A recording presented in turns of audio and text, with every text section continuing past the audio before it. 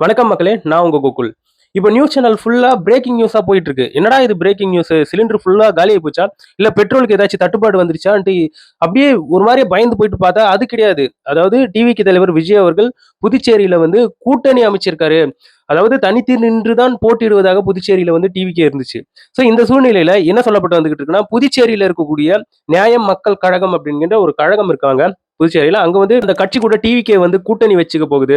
So இந்த நியாயம் மக்கள் கழகம் அப்படிங்கிற இந்த கட்சி வந்து அங்க வந்து மக்களுக்காக ஸோ ரொம்ப நல்லா பண்ணியிருந்தாங்க. அங்க வந்து ஒருத்தர் நேரு அப்படிங்கிற ஒரு நபர் வந்து ஒரு எம்எல்ஏவாக இருந்து நிறைய மக்களுக்கு வந்து ஹெல்ப் பண்ணியிருந்தாரு. நிறைய மக்கள் வந்து அவரை வந்து நல்லபடியா பேசியிருந்தாங்க.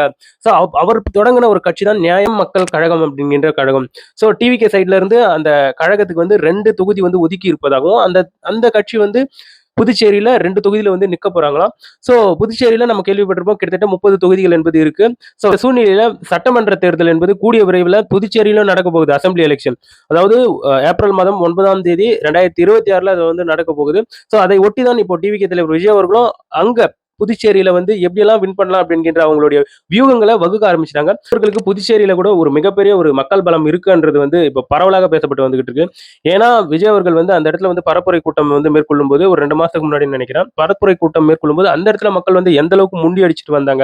அதனால கண்டிப்பா விஜய் அவர்கள் வந்து தேர்தல்ல வந்து மிக அதிகமான வாக்குகளை எடுத்து அவர் வந்து வின் பண்ணிடுவாரு அப்படின்ட்டு ஒரு பக்கம் சொல்லிட்டு இருக்காங்க. ஒரு சிலர் வந்து கிடையாது அவர் ஒரு ஹீரோன்றதுக்காக அந்த இடத்துல வந்து மக்கள் கூடினாங்க அப்படிங்கிற இந்த சப்பக்கட்டு வந்து எல்லா கட்சியும் மாதிரி ஒரு சிலர் வந்து அதை வந்து நெகட்டிவாவும் சொல்லிட்டு இருக்காங்க.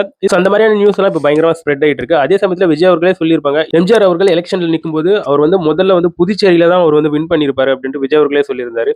ஸோ இப்போ வந்து தமிழ்நாடுக்கு முன்னாடி புதுச்சேரியில தான் வந்து எலெக்ஷன் நடக்க போகுது. அதுல விஜய் அவர்கள் வந்து இப்போ வந்து பார்ட்டிசிபேட் பண்றாரு. ஒருவேளை ஜெயிச்சிட்டாருன்னு வைங்களேன்.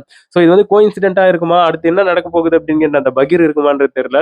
ஆனா பார்ப்போம் என்ன நடக்குதுன்றது பார்ப்போம். நம்மளுக்கு எனக்கு தெரிஞ்சு தமிழ்நாடு சட்டமன்ற தேர்தலுடைய அந்த ரிசல்ட் வரதுக்கு முன்னாடி புதுச்சேரியுடைய அந்த தேர்தல் ரிசல்ட் என்பது முன்னாடி வந்துரும்னு நினைக்கிறேன். டிவிகே தலைவர் விஜய் அவர்கள் வந்து புதுச்சேரியில இப்போ வந்து அவருடைய கூட்டணியை வந்து அமைச்சிருக்காரு. இதை பத்தி நீங்க என்ன நினைக்கிறீங்கன்றது என்னோட கமெண்ட் செக்ஷன்ல பதிவு பண்ணுங்க.